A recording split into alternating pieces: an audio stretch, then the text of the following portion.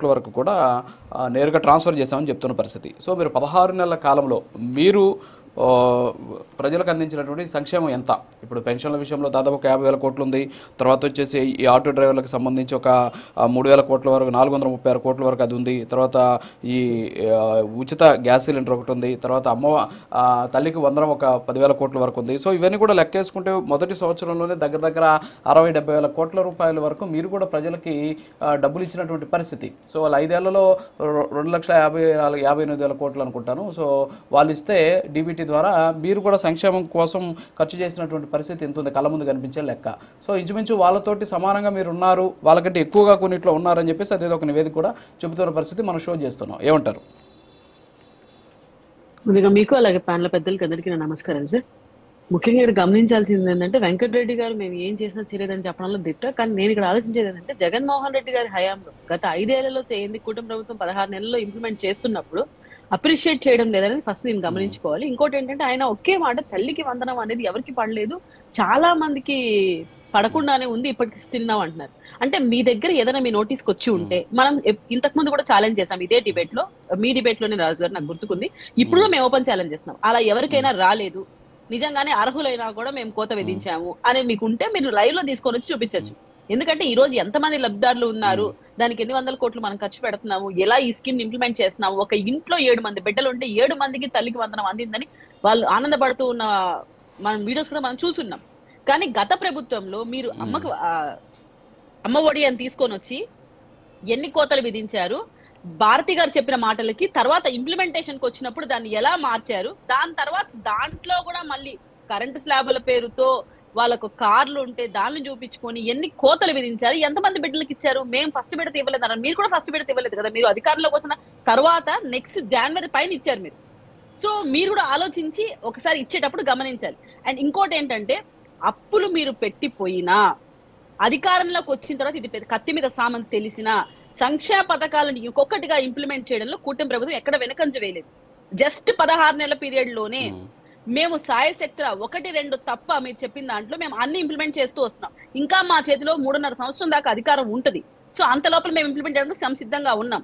And analyst గారి point of వ్యూలో అప్పులు ఉన్నాయి, రెవెన్యూ తక్కువ ఉంది, బడ్జెట్ లో అలొకేట్ చేసే దాంట్లో మీకు లోటు బడ్జెట్ ఉన్నప్పుడు ఎలా మిగతా సంక్షేమ పథకాలకు ఇంప్లిమెంట్ చేయడానికి మీకు డబ్బులు వస్తాయి. సో ఇక్కడ మీరు ఆలోచించాల్సింది, మీరు వ్యాలిడ్ పాయింట్ మాట్లాడినా కూడా ఇక్కడ ఒక్క పాయింట్ సార్, మేము ఎక్కడ ఇంతవరకు కూటమి ప్రభుత్వం అధికారంలోకి వచ్చిన జగన్మోహన్ రెడ్డి గారు ఇంప్లిమెంట్ చేసినట్టు చీప్ లిక్కర్ ని అందుబాటులోకి తెచ్చి, అంటే లిక్కరే బ్యాన్ చేస్తానని ఆయన హామీలో ఉంటే లిక్కర్ ని తీసుకొని వచ్చి లిక్కర్ ద్వారా రాబో రోజులకు అప్పు అడిగి మరి ఆ లిక్కర్ ని చూపించి మరి అప్పులు తీసుకొని వచ్చి మేము సంక్షేమ పథకాలు ఇంప్లిమెంట్ చేయలేదు. ఇంతవరకు ప్రభుత్వ భూముల్ని మేము ప్రభుత్వ ఆస్తుల్ని అమ్మలేదు, ప్రభుత్వ భూములను తాకట్టు పెట్టలేదు. ఇటువంటి రాజకీయము జగన్మోహన్ రెడ్డి గారు చూపించిన రాజకీయం కూటమి ప్రభుత్వం చేయటం లేదు. ఎంతసేపు అభివృద్ధి మీద చూసుకుంటూ ఇన్వెస్టర్స్ ని అట్రాక్ట్ చేయడానికి ఏమేమి ఉన్నాయని ఆలోచిస్తూ తద్వారా వచ్చే డబ్బుతోనే ఒక్కొక్కటిగా ఇంప్లిమెంట్ చేసుకుంటూ వస్తున్నాము. ఎక్కడ లోటు బడ్జెట్ ఉన్నా దాన్ని మనము రీప్లేస్ చేసుకుంటూ ఇంకొక దానికి ఇంప్లిమెంట్ చేయడానికి చూస్తున్నాము. ముఖ్యంగా మేము తల్లికి వందనం అన్నాం, బిడ్డలకు చదువు చాలా అనివార్యం, చదివించలేని పిల్లలందరికీ చదువు అందాలి కాబట్టి దానికోసం 10,000 కోట్లు ఖర్చు పెట్టాం.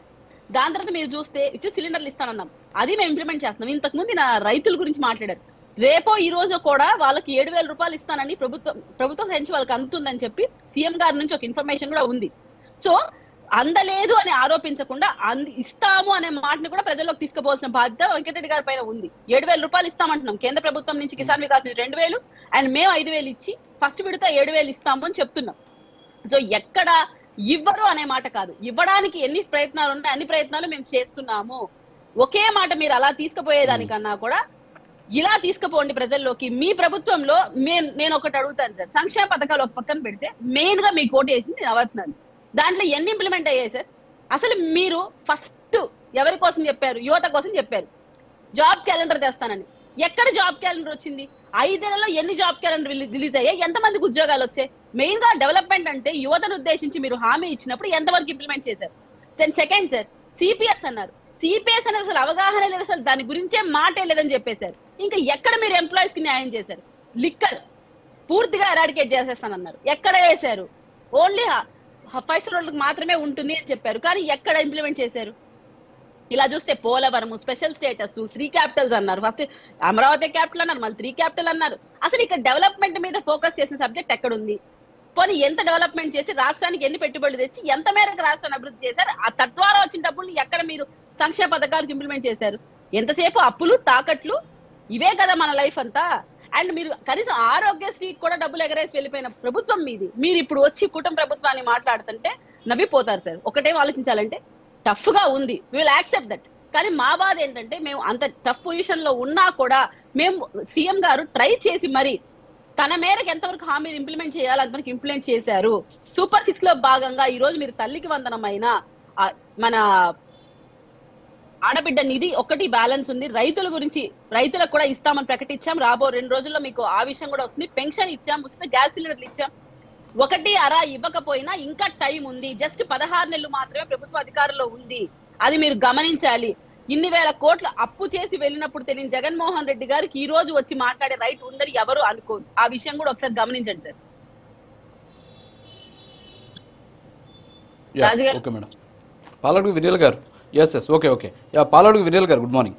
సో ఓవరాల్గా ఏంటి అసలు అంటే ఇందాక మన వెంకటరెడ్డి గారు కూడా మాట్లాడారు, మన పురుషోత్తమ రెడ్డి గారు కూడా మాట్లాడుతూ 2 పథకాలు ఇంకా సూపర్ 6 హామీల్లో ఇంకా 2 హామీలకు సంబంధించి క్లారిటీ లేదు. దాన్ని అమలు చేస్తేనే దాదాపు ఒక 40,000 కోట్ల రూపాయలు